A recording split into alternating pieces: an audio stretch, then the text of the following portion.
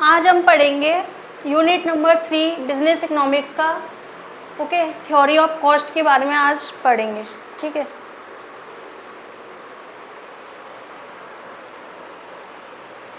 तो आइए जानते हैं होता क्या है cost. Cost refers to the total expenditure incurred by a producer explicitly और implicitly on the factors as well as non factor inputs for a given output of a commodity. मतलब कि होता क्या है, जैसे कि कोई प्रोड्यूसर है, मैन्युफैक्चरर है, तो वो उसको क्या कोई गुड्स प्रोड्यूस करना होता है। ठीक है, कोई भी गुड्स प्रोड्यूस करता है तो उस गुड्स को प्रोड्यूस करने के लिए देखा होगा आपने कितने सारे खर्चे होते हैं। जैसे कि रॉ मटेरियल आ रहा है, मशीन आ रही है, और जो ज़मीन है वो ली थी सबसे पहले तो उस पर मशीन रखी गई थी, उसके बाद रॉ मटेरियल आया, लेबर लगाई गई। तो ये जो सारे हमारे जो खर्चे होंगे वो होती है हमारी कॉस्ट।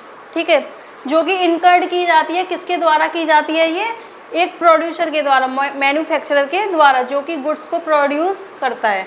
ठीक है, इसमें हमारी दो तरह की कॉस्ट होती हैं, explicit cost and implicit cost.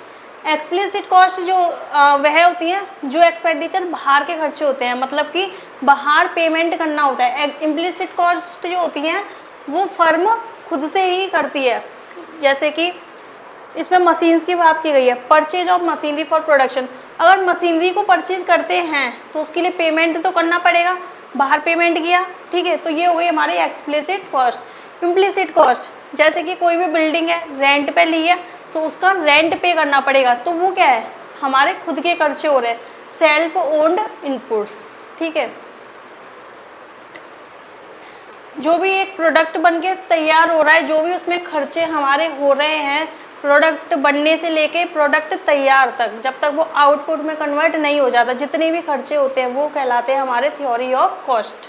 ठीक है, इसमें हम short run cost and long run cost के बारे में बात करेंगे। डिफरेंसेस दे रखे हैं।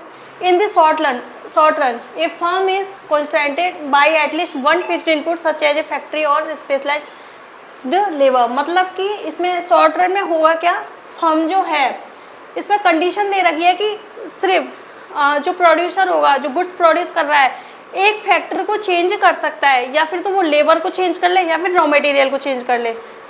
हाँ प्रियंका जी, गुड आफ्टरनून। तो इसमें सिर्फ वो एक फैक्टर को चेंज कर सकता है। ठीक है, चाहे तो वो रॉ मटेरियल को कर ले, चाहे लेबर को कर ले। ठीक है, एंड लॉन्ग रन में देखते हैं। In the long run all inputs can be adjusted and a firm has more flexibility to optimize इस production process for maximum efficiency. मतलब कि इसमें सारे इनपुट्स जो हमारे होते हैं, जितने भी इनपुट्स हमारे होते हैं जो एक प्रोडक्ट बनने में, या I am fine Priyanka ji, जो भी हमारे इनपुट्स होते हैं लॉन्ग रन में, तो इसमें in the long run all inputs can be adjusted and a firm has more flexibility to optimise its production process for maximum efficiency. मतलब कि इसमें सारे जो इनपुट्स होते हैं उनको चेंज किया जा सकता है। हमने शॉर्ट रन में बात की थी, इसमें सिर्फ एक ही इनपुट चेंज होगा, या फिर तो रॉ मटेरियल को चेंज कर लो या फिर लेबर को चेंज कर लो, दोनों को चेंज हम नहीं कर सकते। लेकिन लॉन्ग रन में जो बात की गई है, सारे इनपुट्स को चेंज किया जा सकता है, या बिल्कुल अगर हो सकती है तो आप कर सकते हो उसे। नाउ नेक्स्ट पॉइंट है हमारा, a firm's cost are partly fixed and partly variable. मतलब कि जो हमारी शॉर्ट रन कॉस्ट जो होती है, कुछ तो हमारी फिक्स्ड होती है, कुछ हमारी वेरिएबल होती है। फिक्स्ड एंड वेरिएबल हमने प्रीवियस में हमने जैसे कि बात की थी। फिक्स्ड हमारी कौन सी होती है, लैंड हुई, बिल्डिंग हुई, मशीनरी हुई। लैंड को आप मतलब जो हमारी ज़मीन होती है इधर से उधर ले जा सकते हो, नहीं ले जा सकते। मशीनरी होती है बड़ी बड़ी, उनको ले जा सकते हो, नहीं ले जा सकते। तो ये क्या है, हमारी फिक्स्ड है, हमारी मतलब वहीं पर रहनी है। एंड वेरिएबल हमारी कौन सी होती है, जिनको हम चेंज कर सकते हैं। लेबर है, वर्कर्स हैं, काम अच्छा नहीं करते तो हम उनको चेंज कर सकते हैं। रॉ मटेरियल है, रॉ मटेरियल अच्छा नहीं है, लो क्वालिटी का आ गया तो उसको भी बदला जा सकता है। ठीक है, तो ये हमारे फिक्स्ड एंड वेरिएबल फैक्टर्स हैं। ठीक है, नेक्स्ट हम देखेंगे इसमें in the long run a firm cost are entirely variable. इसमें ओनली हमारे वेरिएबल रहते हैं लॉन्ग रन में। ओके, वेरिएबल फैक्टर जैसे कि मैंने बताया ही, जिनको हम चेंज कर सकते हैं। चेंज किनको, रॉ मटेरियल को, लेबर्स को। ठीक है, नेक्स्ट देखिए, fixed cost can not be change in the short run while variable cost can be adjusted to some constant. इसमें फिक्स्ड कॉस्ट को हम नहीं बदल सकते, fixed cost as it is ही रहेगी। Plant and machinery, land, building, ये सबको, इक्विपमेंट, ये सबको हम बदल नहीं सकते। एंड वेरिएबल कॉस्ट जो होती है उनको तो हम फिर भी एडजस्ट कर सकते हैं, 1% के लिए एडजस्ट किया जा सकता है, जैसे कि raw material, labour. Okay, next हमारा दे रखा है द लॉन्ग रन में the firm can adjust all inputs including land, labour, capital and raw materials to minimise cost and maximise output. मतलब कि लॉन्ग रन में क्या बोला गया है, फर्म जो है सारे इनपुट जो भी हमारे, चाहे लैंड ले लो, जो ज़मीन है, चाहे लेबर ले लो, कैपिटल ले लो, रॉ मटेरियल ले लो, इनको वो चेंज कर सकती है, घटा बढ़ा सकती है। तो इससे हुआ क्या, हमारी कॉस्ट कम आएगी। मान के चलो हम बहुत सारा प्रोडक्शन कर रहे हैं, ठीक है, तो ज़्यादा प्रोडक्शन करेंगे तो सीधी सी बात है हमारी कॉस्ट कम आनी है एंड जो आउटपुट है वो ज़्यादा निकल के आएगा।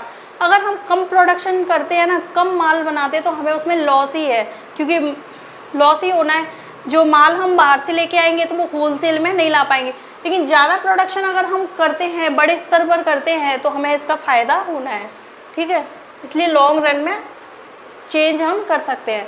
Fixed cost, fixed cost are expense that remain the same no matter how much. मतलब कि ये जो है हमारे फिक्स्ड कॉस्ट जो खर्चे हैं ये हमारे सेम रहने हैं, मतलब कि चेंज नहीं हो सकते। चाहे मतलब हम माल ले आए, वर्कर्स लगा दिए, मशीन से सब है हमारे पास, ठीक है, तो उसमें हमने प्रोडक्शन कर दिया, चाहे वो उससे 1 यूनिट बने, 10 यूनिट बने, चाहे वो सेल हो नहीं हो, लेकिन ये कुछ ऐसे खर्चे हैं जो फर्म को, एक कंपनी को देने ही पड़ेंगे।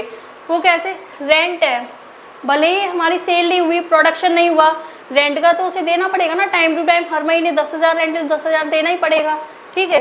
प्रॉपर्टी टैक्स, इंश्योरेंस, डेप्रिसिएशन, और कोई भी मशीन का डेप्रिसिएशन ऑब्वियस सी बात है देना ही पड़ेगा, चाहे तुमने प्रोडक्शन किया हो नहीं किया हो, लेकिन तुम्हारी फर्म में मशीन रखी हुई है तो उसका डेप्रिसिएशन तुम्हें देना पड़ेगा, ठीक है।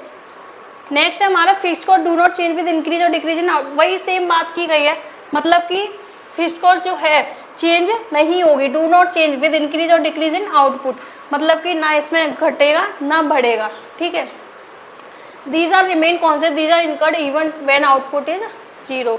मतलब कि ये कॉन्स्टेंट ही रहनी है, जैसे कि मैंने अभी बताया ही कि इसमें चाहे प्रोडक्शन हमारा हो रहा हो नहीं हो रहा हो, लेकिन जो आउटपुट है वो हमारा 0 रहेगा, मतलब कि कुछ चेंज इसमें नहीं आएगा, ठीक है।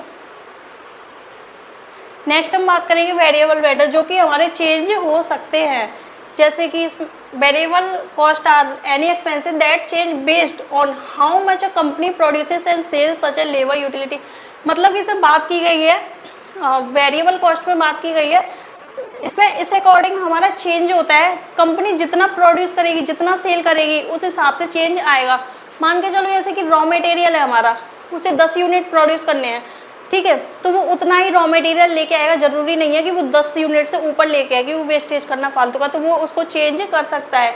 लेबर है, वर्कर्स हैं, ठीक है, जब हमारे पास 2 मशीन है, 5 लेबर 5 वर्कर से जब काम हो सकता है, तो क्यों फालतू का ज़्यादा लाना, क्यों खर्चा करना, ठीक है। तो वेरिएबल जो है हम उनको चेंज कर सकते हैं, मतलब इसमें फिक्स्ड में थोड़ा सा हमें लॉस था, क्योंकि अगर हमारा प्रोडक्शन नहीं हुआ तो फिर भी हमें पेमेंट करना है, लेकिन वेरिएबल में ऐसे है कि प्रोडक्शन जितना हो रहा है, जितनी सेल हो रही है, उस हिसाब से खर्चे हमें मेंटेन करके चलने पड़ते हैं, ठीक है।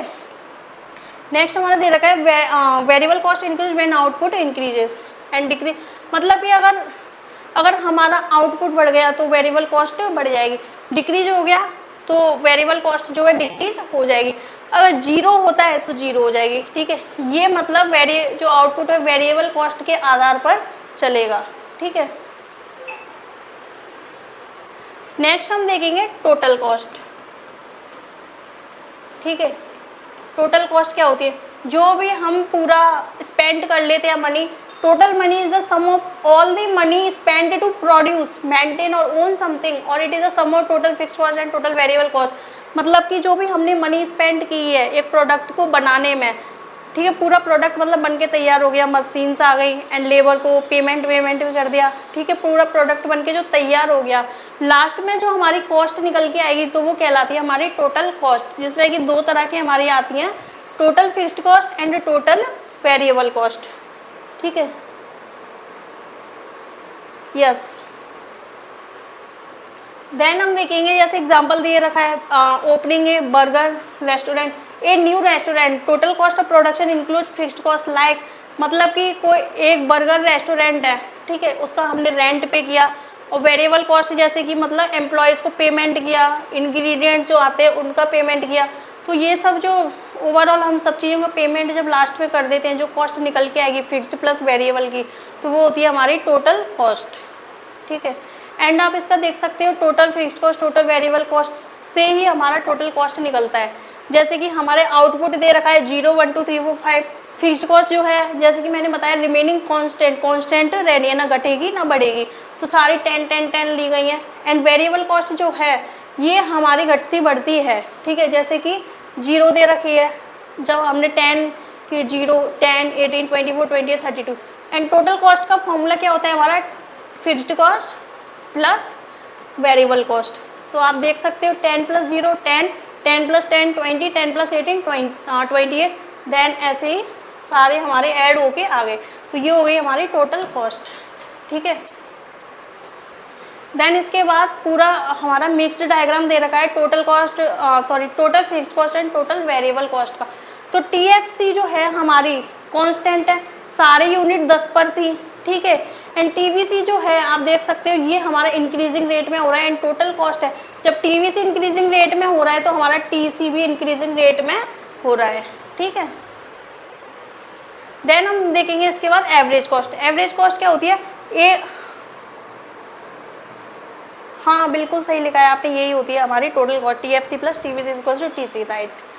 देन हम देखेंगे एवरेज कॉस्ट, मतलब कि जो एक यूनिट से हमारा प्रोडक्ट बन के तैयार हो रहा है, जो यूनिट हमारी लगती है उस प्रोडक्ट को बनने में, तो उसी को हम कहेंगे average cost. Average cost also known as average total cost is the cost per unit of output, मतलब कि आउटपुट यानी कि एक प्रोडक्ट बनने में जो यूनिट हमारी लगी है, उसमें रॉ मटेरियल की जो यूनिट लगी है, that is called our average cost, okay. It's calculated by dividing the total cost by the total quantity, मतलब इसका फॉर्मूला होता है हमारा TC डिवाइड बाय Q, ठीक है। एंड इसका हम देखेंगे एग्जांपल, जैसे कि दे रखा है इसमें एक इसका फॉर्मूला यहाँ भी देख सकते हो AFC, मतलब एवरेज कॉस्ट बोल लो, एवरेज फिक्स्ड कॉस्ट को बोल लो, बात सेम ही है, is equal to TFC divide by Q, okay.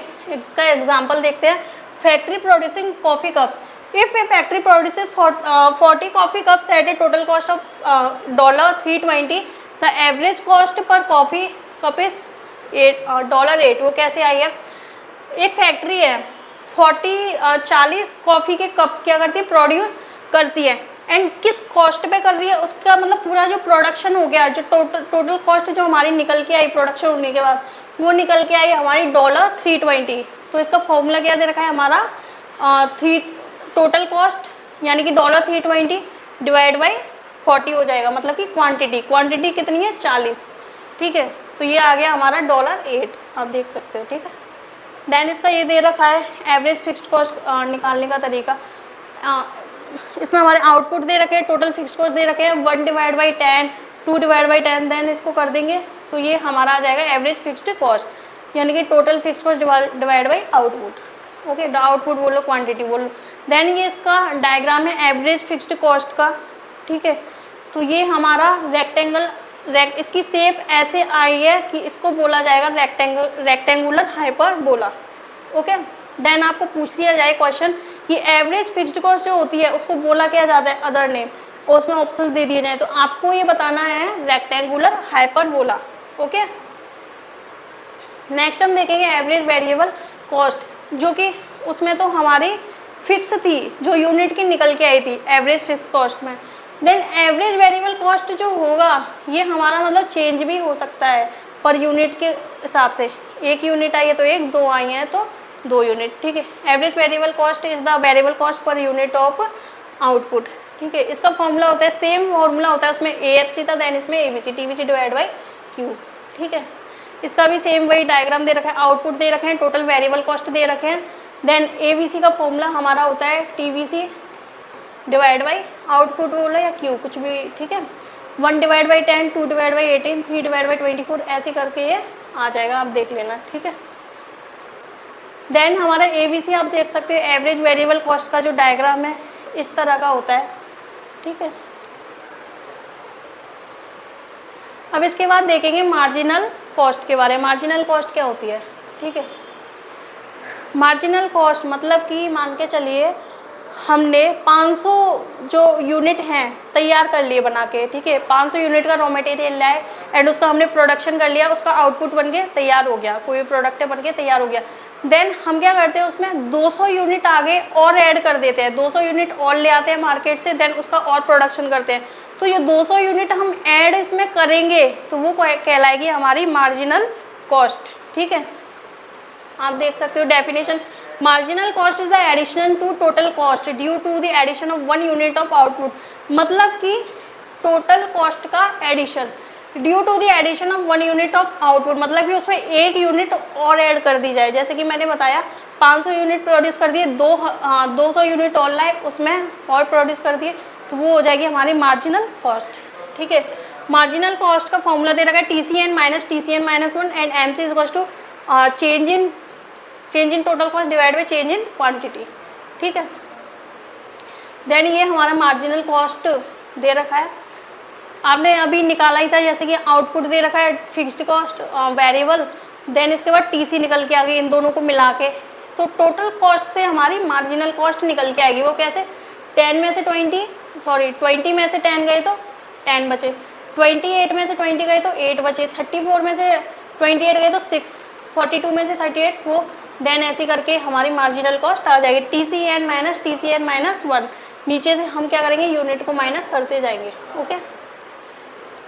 Then इसका मार्जिनल कॉस्ट का डायग्राम दे रखा है दिस, ओके।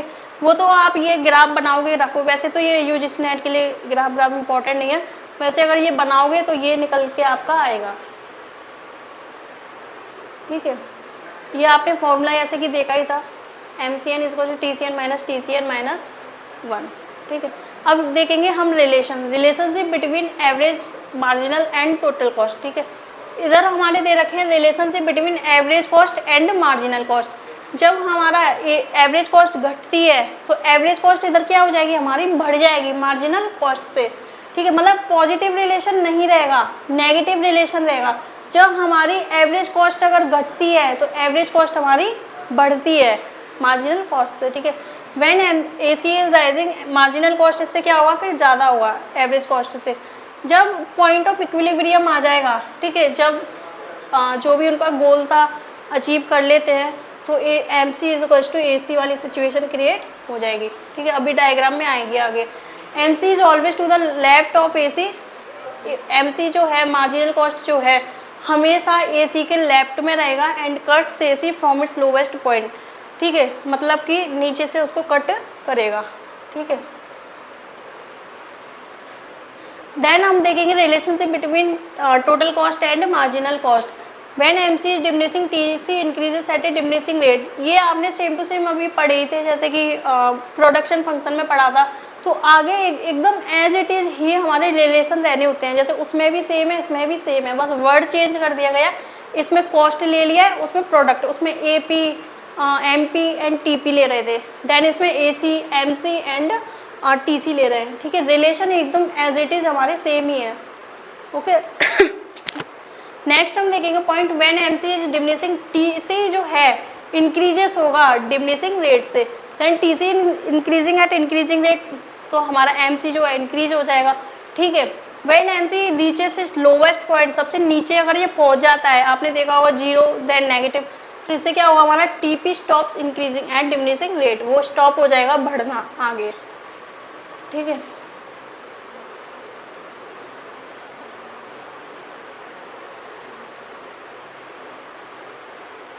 ये वही डबल आ गया है, मतलब रिलेशन जो है दोनों में सेम ही है, ठीक है। देन हम इसके बाद देखेंगे जो रिलेशन अभी जैसे हमने देखा था, निकाला ही था हमने, TC तो निकाल ही लिया था, AC TC divide by Q, ठीक है। 10 डिवाइड बाई 0, 20 डिवाइड बाई 0, तो ये आ गया हमारा AC एंड ये MC आ जाएगा, ठीक है, टोटल कॉस्ट से। तो इसका पूरा डायग्राम बन जाएगा हमारा, ठीक है, relation between AC and MC। AC and MC के बीच में तो हमारा ये डायग्राम बनेगा। यहाँ पे क्या हो रहा था, AC is equal to MC वाली सिचुएशन क्रिएट हुई थी एट पॉइंट इक्विलिब्रियम, ठीक है। देन हमारा ये डायग्राम है AC एंड TC का। ओके,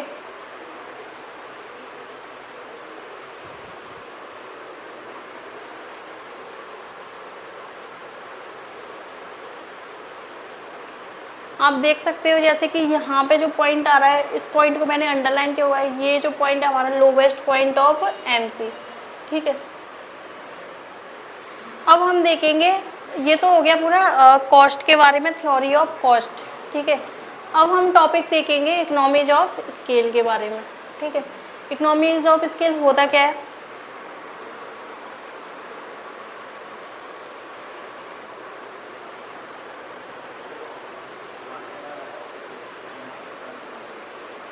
नहीं, इसमें TC तो था एक्चुअली, वो डायग्राम वो हो गया थोड़ा सा। ये तो MC एंड AC की बात की थी हमने, TC इसमें था हमारा, आई थिंक ऊपर चला गया है, आप देख ही रहे होंगे, वो थोड़ा सा हो गया, मिसप्रिंट हो गया।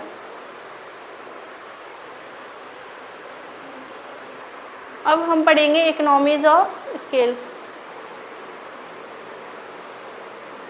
ठीक है, इकोनॉमीज ऑफ स्केल होता क्या है? जैसे कि हम कोई भी प्रोडक्शन है बड़े स्तर पर करते हैं, लार्ज स्केल पर करते हैं, ठीक है, तो वही हमारा इकोनॉमीज ऑफ स्केल होता है। ठीक है, economies of scale are cost advantage that a company experience when it is increases it production volume, this occur because the average cost per unit decreases. मतलब कि इसमें हुआ क्या, अगर हम अपना प्रोडक्शन बढ़ा देते हैं, मतलब कि हमारी फर्म तो छोटी थी,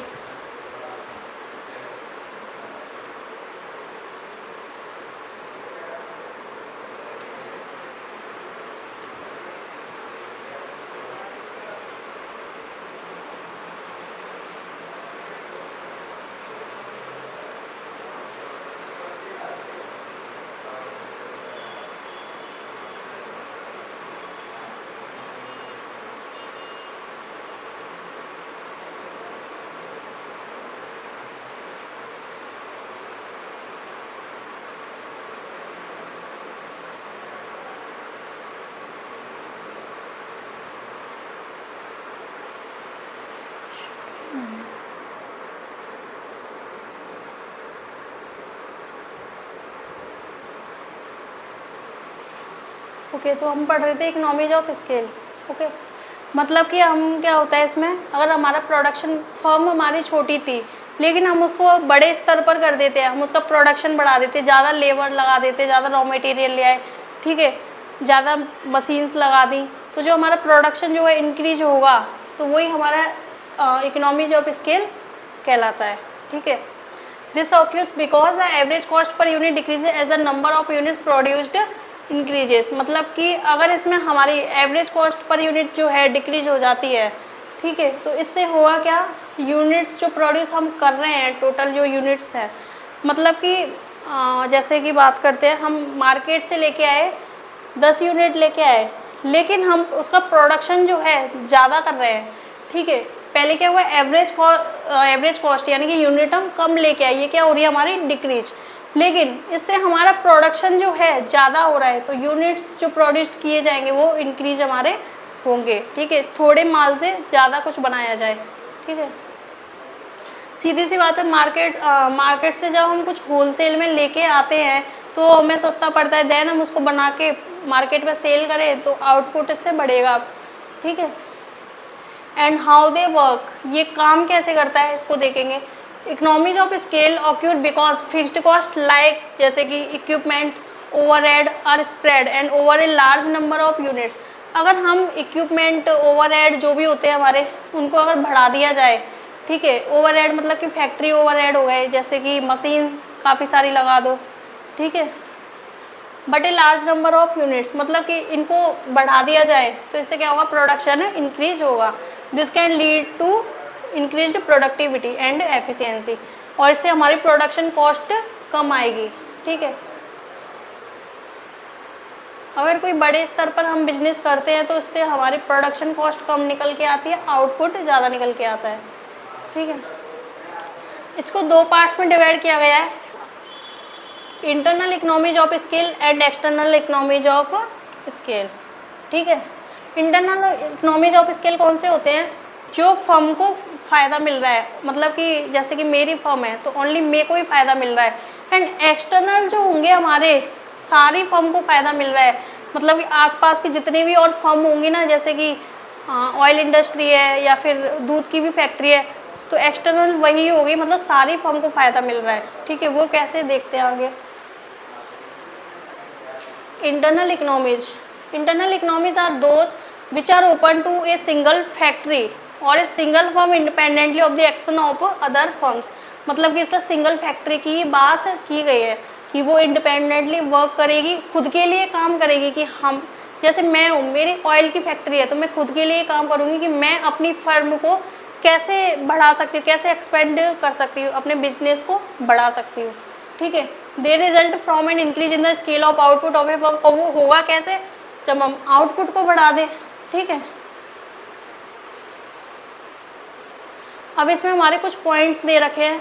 ठीक है, इंटरनल इकोनॉमीज के, मतलब कि उनको अगर जैसे मेरी ऑयल की फैक्ट्री है तो मुझे फ़ायदा मिलेगा तो कैसे मिलेगा, मतलब मैं अपनी फर्म के लिए क्या क्या ऐसा कर सकती हूँ जिससे मेरी फर्म जो है एक बड़े स्तर पर बढ़े, मतलब ज़्यादा से ज़्यादा प्रोडक्शन करे, वो कैसे कर सकती है। इसके हमारे 5 पॉइंट्स आएंगे, उनको डिटेल में देखेंगे। 6 पॉइंट्स हैं, डिटेल में देखते हैं। ठीक है, जिसमें कि डिवीज़न ऑफ लेबर दे रखा है हमारा, बहुत सारी लेबर्स को ले आए, उनको डिवाइडेड कर दे, तुम ये वाला काम संभालो, तुम ये वाला काम संभालो। तो इससे क्या होगा, मेरी फर्म का प्रोडक्शन जो है इंक्रीज होगा और अच्छे से, मतलब लेबर के बीच में कोऑर्डिनेशन भी रहेगा। ठीक है, देन सेकंड जो हमारा दे रखा है टेक्निकल इकोनॉमीज, मतलब कि जो टेक्नोलॉजी है, मॉडर्न टेक्नोलॉजी लाई जाए। मैं अपनी फर्म के लिए अच्छी टेक्नोलॉजी तो लाना चाहूँगी, मॉडर्न टेक्नोलॉजी, जिससे फर्म का प्रोडक्शन जो है सुधरे। ठीक है, वही बात की गई है, modern technology is highly specialised, the advance technology makes it possible to conceive the whole process of production. ठीक है, जैसे कि इसमें इसके एग्जांपल्स दे रखे हैं टेक्निकल इकोनॉमीज, मतलब टेक्नोलॉजी आखिर कौन सी आए। ठीक है, जैसे कि एक इस पर बात की गई है, एग्जांपल दे रखा है हमारा, production of cloth in a textile mill, मतलब कि एक टेक्सटाइल मिल है, उसमें कपड़े तैयार किए जा रहे हैं। ठीक है, अब मैं क्या कर सकती हूँ, जैसे कि नई नई तरह की स्पाइनिंग, वीविंग, मतलब मशीन्स वगैरह ला सकती हूँ ना अपनी फर्म के लिए, पैकेजिंग का तरीका बदल दूँ। ठीक है, तो इससे क्या होगा, ज़्यादा से ज़्यादा मतलब सेलिंग होगी। ठीक है, देन हमारा दे रखा है managerial economies, the main source of managerial economy specialisation division of labour. ठीक है, इसमें मतलब कि डिसीजन मेकिंग सही रहनी चाहिए, मतलब सही पर्सन को हम सही काम दें। जैसे कि कोई पर्सन है, उसको नॉलेज है, उसकी सिलाई की नॉलेज है, जैसे अभी बात कर रहे थे हम, क्लॉथिंग जो है, मतलब कपड़े बन रहे हैं। ठीक है, तो उस पर्सन को जैसे कि अच्छे से मतलब स्विंग आती है, मतलब सिलाई करना आती है, तो उसको वही काम सौंपा जाएगा। कोई पर्सन है, उसको बटन अच्छे से लगाना जानता है, तो उसको वो काम सौंपा जाएगा। तो मतलब कि इसमें सही पर्सन को सही काम देना भी ज़रूरी है। ठीक है, डिपार्टमेंट इसमें अलग अलग बांट दिए जाएंगे। ठीक है, जैसे कि इसमें जो पर्सन जो है प्रोडक्शन अच्छा करता है तो उसको प्रोडक्शन का काम देंगे, सेलिंग का काम अच्छा करता है, सेलिंग का काम हर कोई अच्छा नहीं कर सकता, जो अच्छा बोलता है तो सेल्स का काम वही कर सकता है। ठीक है, फाइनेंस का काम संभाल सकता है, मोस्टली कॉमर्स की। ठीक है, तो उनको फाइनेंस का काम सौंपा जाएगा। ठीक है, ऐसे। नेक्स्ट हम देखेंगे marketing economies. Economies in marketing arise from the large scale purchase of raw material, मतलब इसमें बात की गई है, अगर हम ज़्यादा क्वांटिटी में रॉ मटेरियल को ख़रीदते हैं तो इससे हमारा फ़ायदा ही होगा ना, क्योंकि जो रॉ मटेरियल हम ज़्यादा क्वांटिटी में ख़रीदेंगे तो वो हमें सस्ता पड़ेगा। ठीक है, तो ये भी मायने रखता है मार्केटिंग इकोनॉमीज। ठीक है,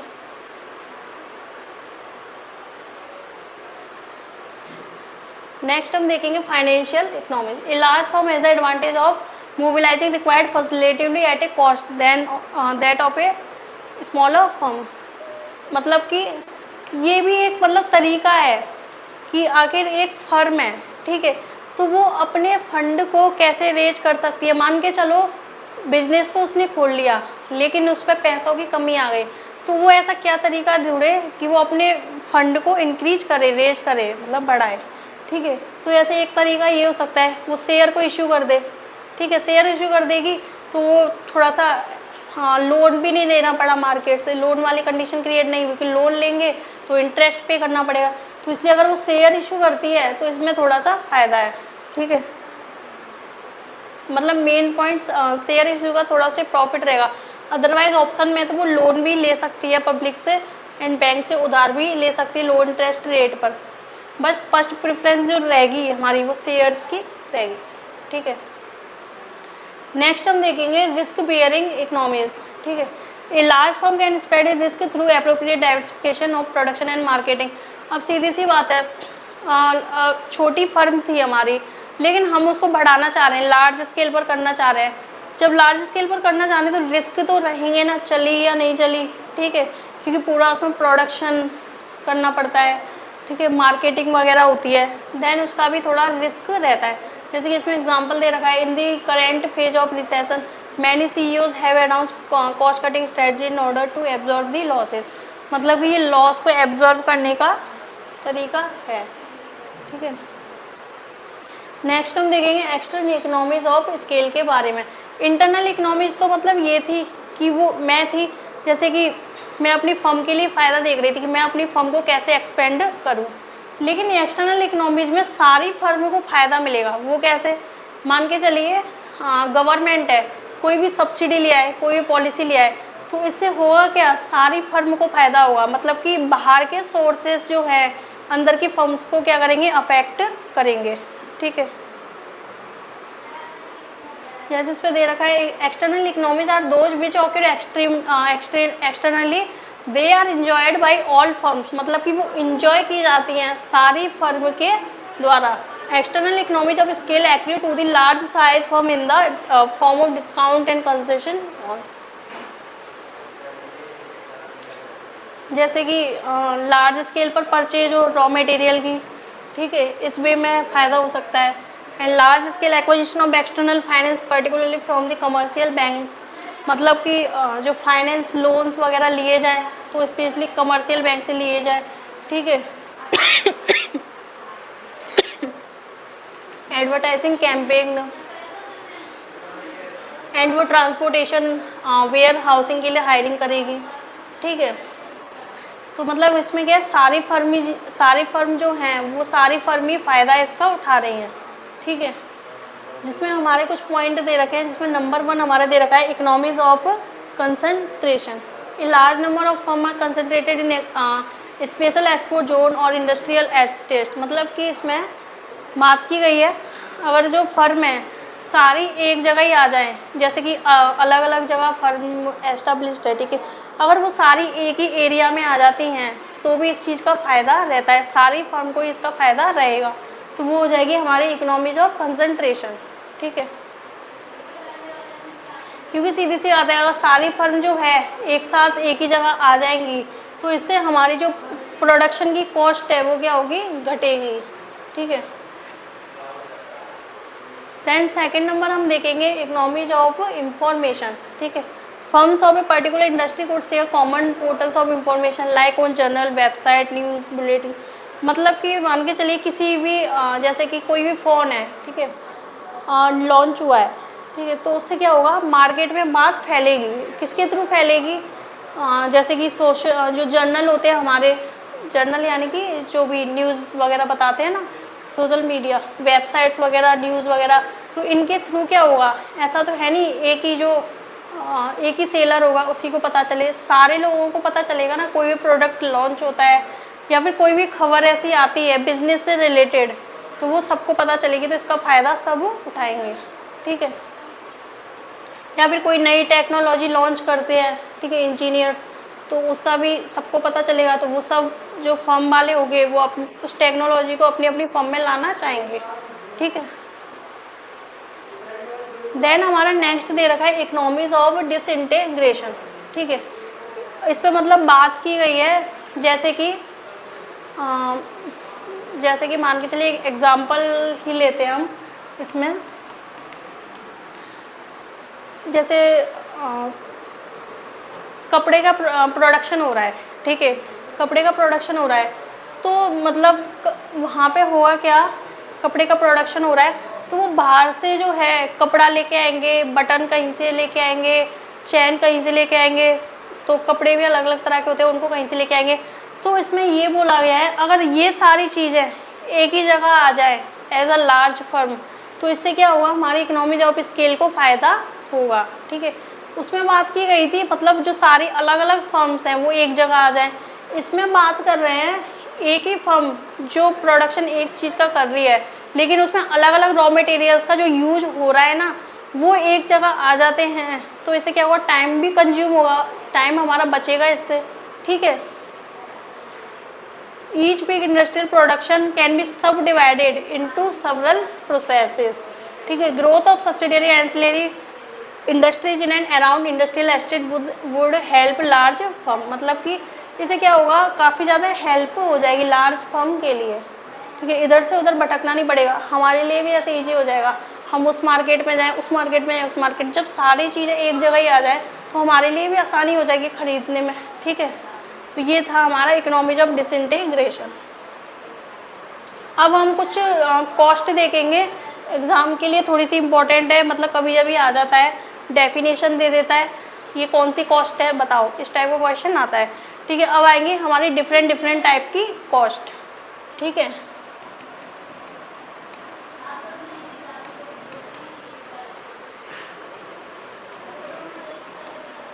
देखेंगे सबसे पहले हमारी जो दे रखी है accounting cost. Accounting cost are those for which the entrepreneur pay direct cash for procuring resources और प्रोडक्शन, मतलब कि प्रोडक्शन किसी भी चीज़ का प्रोडक्शन होने में, ठीक है, जो भी कॉस्ट हमारी लग रही है, ठीक है, किसी भी चीज़ का प्रोडक्शन हो रहा है तो उसमें हमारा रॉ मटेरियल लग रहा है, तो जिससे भी हमने रॉ मटेरियल खरीदा उसको पेमेंट करना पड़ेगा।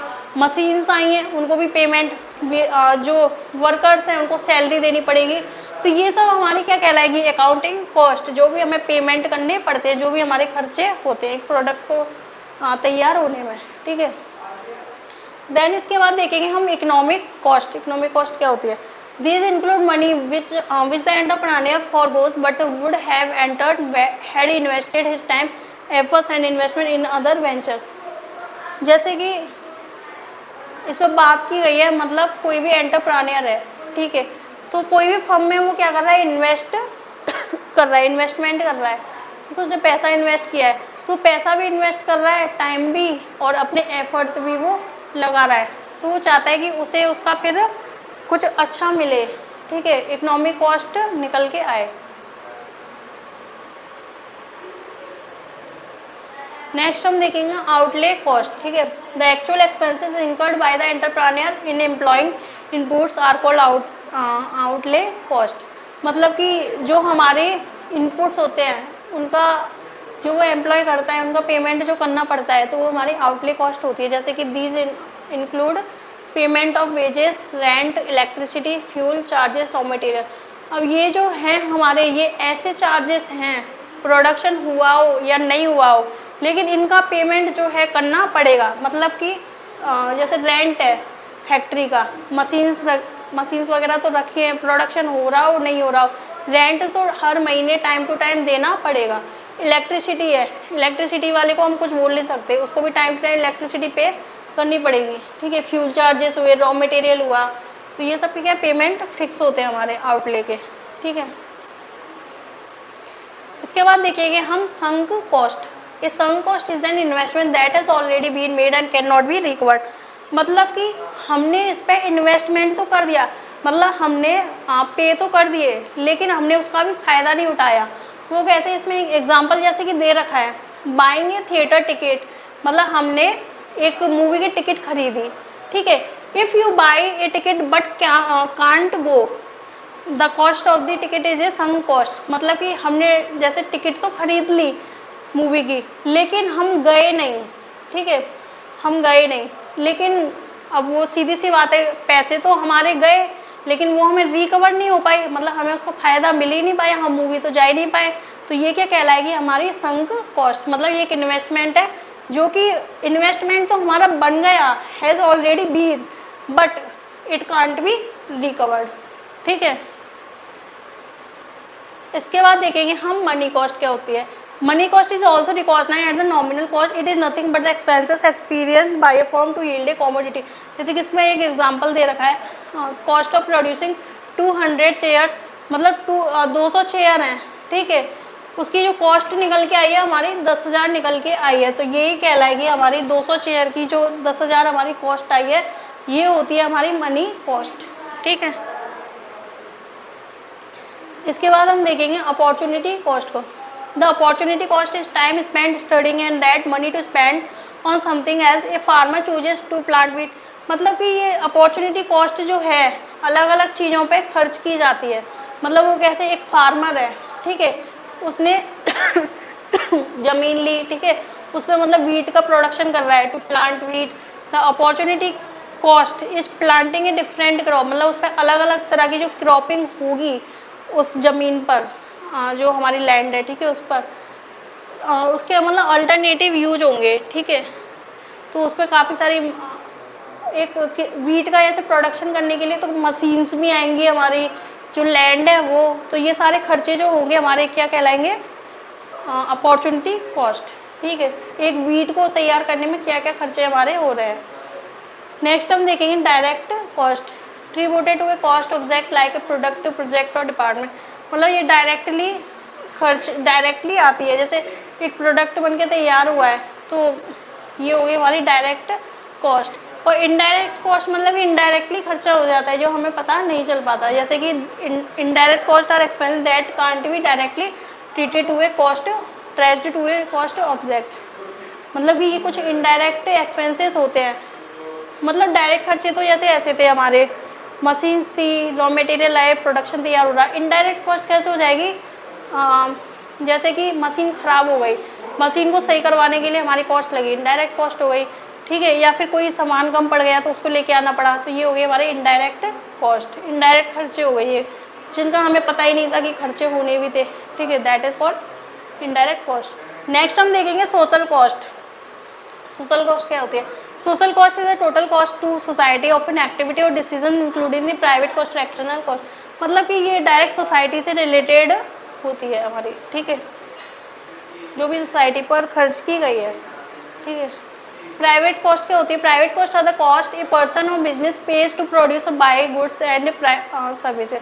मतलब कि कोई भी पर्सन है, ठीक है, कुछ भी प्रोड्यूस करने के लिए, जैसे कि किसी चीज़ का वो प्रोडक्शन कर रहा है, उसका पे करने के लिए रॉ मटेरियल उससे ख़रीदा, उसका पेमेंट वो करेगा, ठीक है।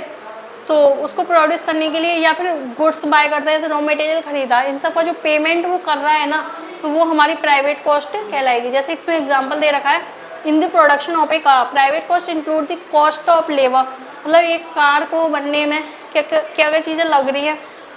Private cost include the cost of labour, workers लगाए गए, रॉ मटेरियल आया, मैन्युफैक्चरिंग इक्विपमेंट्स लगे उसको तैयार करने में, ठीक है। तो ये सब जो खर्चे जो हमारे होंगे वो हमारे प्राइवेट कॉस्ट में आएंगे, ठीक है। नेक्स्ट हम देखेंगे real cost, the cost of producing resources used and the cost of not employing दो रिसोर्सेज अल्टरनेटिव यूजेस। मतलब कि कोई भी गुड्स जो तैयार हमारा हो रहा है,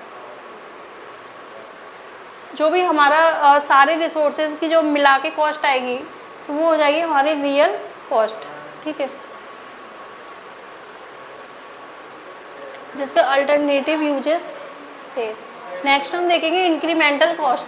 इंक्रीमेंटल कॉस्ट सोर्स है change in cost as production expand. मतलब इसमें एक एग्जांपल दे रखा है, the production cost of standard 100 unit for a business is known but by adding a further 10 unit. मतलब कि same to same marginal cost जैसा है ये हमारा इंक्रीमेंटल कॉस्ट। 100 यूनिट तो बन गए, ठीक है, बाद में हम 10 यूनिट इसमें और ऐड कर रहे हैं, तो हमें ज़रूरत है कि हम इन 10 यूनिट को भी क्या करें, इनकी भी कैलकुलेशन करें। सिर्फ 100 यूनिट की कैलकुलेशन ना करें, 100 + 10 110 यूनिट की कैलकुलेशन करें। तो ये हो गई हमारी इंक्रीमेंटल कॉस्ट, जो एडिशनल कॉस्ट जो भी आती है उसको भी कैलकुलेट किया जाता है, ठीक है। नेक्स्ट हमारा दे रखा है आउट ऑफ पॉकेट कॉस्ट और बुक कॉस्ट।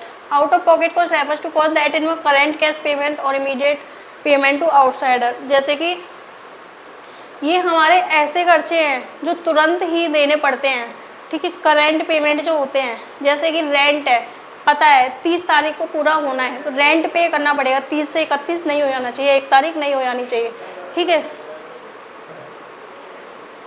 हाँ, additional unit cost, additional unit की कॉस्ट मतलब 100 यूनिट उसने प्रोड्यूस की थी, फिर बाद में क्या हुआ, उसने 10 यूनिट और प्रोड्यूस कर दी, तो 100 प्लस 10, तो इन दोनों को मिला के उसको कैलकुलेशन करनी पड़ेगी, ये नहीं कि सिर्फ 100 को करे, उन 10 यूनिट की भी कैलकुलेशन करना ज़रूरी है अपने। अब ऐसे हम अपनी अकाउंटिंग बना रहे हैं, तो ये थोड़ी 100 को बस उसमें एंट्री कर लो, 10 की भी तो करनी पड़ेगी ना, तो वो ही थी हमारी, ठीक है, प्राइवेट कॉस्ट। अब देखेंगे आउट ऑफ पॉकेट कॉस्ट देख रहे थे, जो मतलब पेमेंट जो होते हैं तुरंत पे किए जाए, जैसे कि रेंट हुआ, वेजेस हुआ, मतलब कि सैलरी है। हाँ बिल्कुल सही, जैसे कि आज कंप्लीट हो गया मंथ, रेंट के लिए मंथ, तो रेंट जो है देना पड़ेगा, 1 दिन में डिले नहीं होना चाहिए, ठीक है। वेजेस है, जो वर्कर्स हैं उनकी सैलरी है, 1 दिन में लेट नहीं होनी चाहिए, टाइम टू टाइम सैलरी पे होती है उनको, ठीक है। डेप्रिसिएशन आया मशीन का, तो वो भी टाइम टू टाइम जाएगा, तो ये सब टाइप की हमारे कौन सी हो जाएंगी, आउट ऑफ पॉकेट कॉस्ट, ठीक है। नेक्स्ट हम देखेंगे book cost. On the other hand book cost such as depreciation do not require current cash pay, sorry depreciation हमारे इसमें आएगा, मतलब कि इसमें तो था हमारा immediate payment, current payment, monthly वाला पेमेंट था आउट ऑफ पॉकेट में, तो मतलब मंथली जैसे कि सैलरी देते हैं हम, ठीक है, रेंट है वो पे करते हैं। लेकिन ये बुक कॉस्ट जो होती है ना, ये हम मतलब फ्यूचर में देते हैं, किसी मशीन का डेप्रिसिएशन है, आपने डेप्रिसिएशन चैप्टर तो पढ़ा ही था अकाउंट्स में, ठीक है। डेप्रिसिएशन 1 साल बाद, 2 साल बाद, 6 महीने बाद ऐसे ही तो पे करते थे, इन दी फ्यूचर कोई चीज़ पे करनी पड़ती है, तो वो होती है हमारी बुक कॉस्ट। जैसे कि इसमें example they such A depreciation do not require current cash payment, ठीक है। इसमें मतलब ज़रूरी नहीं है तुरंत ही दो, तो इसको 6 महीने 1 साल बाद दे दो, ठीक है। फ्यूचर, ये हमारी फ्यूचर कॉस्ट होती है, ये हमारी प्रेजेंट कॉस्ट होती है, ठीक है। हाँ, एंड ये हम क्वेश्चन देख लेते हैं, ये प्रियंका जी ने पूछा था, तो इसमें थोड़ी सी मिस्टेक हो गई थी, गलती से 4 ऑप्शन इसमें लग गया था, और इसका आंसर जो था हमारा 3rd इसका आंसर था, मतलब कि रिस्क थ्योरी ऑफ प्रॉफिट है, ये हमारी हाउले जी ने दी थी, ठीक है। एंड इनोवेशन थ्योरी जो है स्कुम्पिटर जी ने दी थी, and rent theory of profit जो है वॉकर जी ने दी थी। नेक्स्ट डायनेमिक थ्योरी जो है क्लर्क ने दी थी। तो ये आप इसको इस वाली पीडीएफ में इस क्वेश्चन को आप कर लेना, ठीक है। उस पीडीएफ में मतलब क्वेश्चन तो सेम है, एज इट इज़ ही है, ऑप्शन नंबर लेकिन 3rd होगा, ठीक है। तो ये है हमारा, ओके ओके प्रियंका जी, इसको आप कर लेना। गलती से डायनेमिक थ्योरी का जो था हमारा हाउली हो गया था I think, and risk theory का हमारा क्लर्क हो गया था, तो वो जस्ट उल्टे हो गए थे, तो इसका अब थोड़ा सा करेक्शन है, ठीक है। एंड एक आपने पूछी थी I think, wait, I think Euler theory,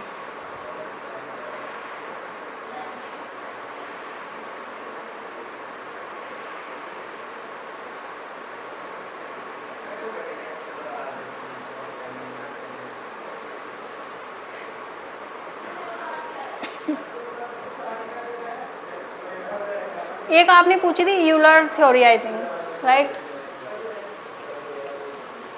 Euler theorem, ठीक है। ये प्रोडक्शन फंक्शन की थ्योरी है,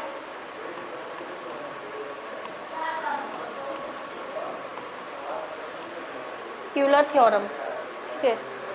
हाँ यही, तो जो हमने कोप डाउलक्स प्रोडक्शन फंक्शन की थ्योरी पढ़ी थी, उसी की तरह है ये यूलर थ्योरी भी, ठीक है। मतलब कि जितना भी हम प्रोडक्शन जो कर रहे हैं ना, इसका मतलब होता है जितना भी हम प्रोडक्शन कर रहे हैं, ठीक है, जो इसमें हम सिर्फ लेबर और कैपिटल की बात करेंगे, जैसे कि हमने उसमें बात की थी कोप डाउलक्स प्रोडक्शन फंक्शन थ्योरी में बात की थी, लेबर एंड कैपिटल ही हम ले रहे थे, एज इट इज़ इसमें भी हमें लेबर एंड कैपिटल को ही हमें लेना है, जो हमारा प्रोडक्शन होगा, ठीक है, जो भी प्रोडक्शन होगा वो इन दोनों चीज़ों के आधार पर होगा, लेबर एंड कैपिटल, ठीक है। एंड इसकी एक इक्वेशन भी होती है हमारी, marginal productivity labour plus marginal productivity capital, ठीक है। इन दोनों को हम क्या करते हैं, प्लस करते हैं, ठीक है। तो यही थी यूलर थ्योरम भी हमारी सेम उसी की तरह थी ये, Cobb Douglas production function theory. मतलब उसमें तो हमने 3 सिचुएशन की थी, increasing return to scale, decreasing return to scale and constant return to scale. लेकिन इसमें जो बात की जाएगी यूलर थ्योरम है, इसमें ओनली हम कांस्टेंट रिटर्न टू स्केल की बात करेंगे, ठीक है, कांस्टेंट रिटर्न्स टू स्केल, जो कि हमारी आई थिंक सिचुएशन जो थी a plus B is equals to 1, alpha plus beta is equals to 1। 3 situation थी, इंक्रीजिंग में मोर देन हो रहा था, डिक्रीजिंग में लेस देन एंड कांस्टेंट में इक्वल टू। तो इसमें यूलर थ्योरम जो है हमारी इक्वल टू सिचुएशन बनेगी, a plus B is equals to 1, ठीक है।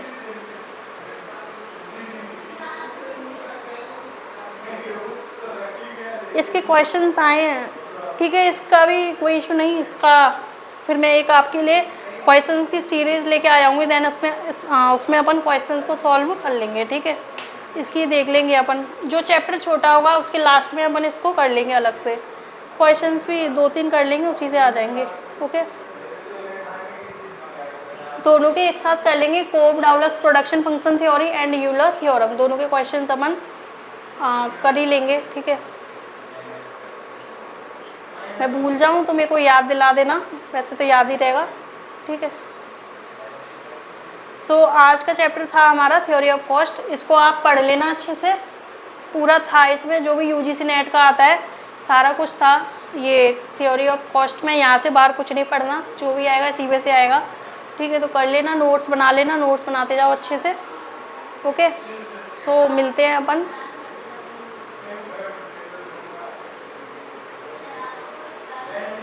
आपको क्वेश्चंस हैं तो आप इसके questions I think chat section वगैरह हो तो वहाँ भी सेंड अगर कर सकते हो तो देन वहाँ कर देना, नो इश्यू, वहीं सेंड कर देना आप इसके क्वेश्चंस, ठीक है। वहाँ मैं इसके क्वेश्चंस देख लूँगी, देन बीच में जब भी टाइम मिलता है इसके क्वेश्चन अपन सॉल्व कर लेंगे, ठीक है। तो ओके, तो अब नेक्स्ट मिलते हैं हम, कल ही मिलते हैं, okay. So thank you so much and मिलते हैं कल की क्लास में, ओके बाय।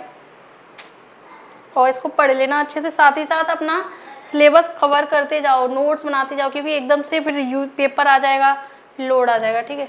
और जो भी पूछना हुआ करे, कुछ भी एक्स्ट्रा टॉपिक रहा करे तो वो पूछ लिया करना, क्योंकि ऐसे हो ही जाता है कि मेरे को ना पता चल पाए, ठीक है। तो इस वजह से आप सामने से पूछ लिया करना, ओके। देन मैं उसको